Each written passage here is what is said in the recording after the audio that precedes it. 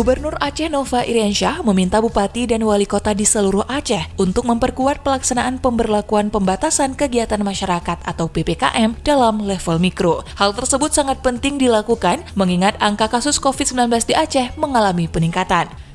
Saat memberikan arahan dalam rapat koordinasi siaga COVID-19 dan evaluasi pelaksanaan PPKM berbasis mikro bersama Bupati Wali Kota se-Aceh yang digelar secara virtual di Pendopo Gubernur Aceh, Gubernur mengatakan PPKM adalah kebijakan pemerintah Indonesia sejak awal tahun 2021 untuk menangani pandemi COVID-19 di Indonesia, Kamis 29 April 2021. Gubernur berharap seluruh elemen dapat terlibat aktif, bersinergi, dan berkolaborasi dalam pelaksanaan PPKM di level mikro tingkat gampung. Hanya dengan cara begitu, kebijakan tersebut berjalan dan berdampak efektif. Nova juga mengajak seluruh stakeholder, termasuk semua jenjang pemerintahan sampai di tingkat gampung, untuk aktif menjalankan peran dengan sebaik-baiknya dalam penanganan COVID-19.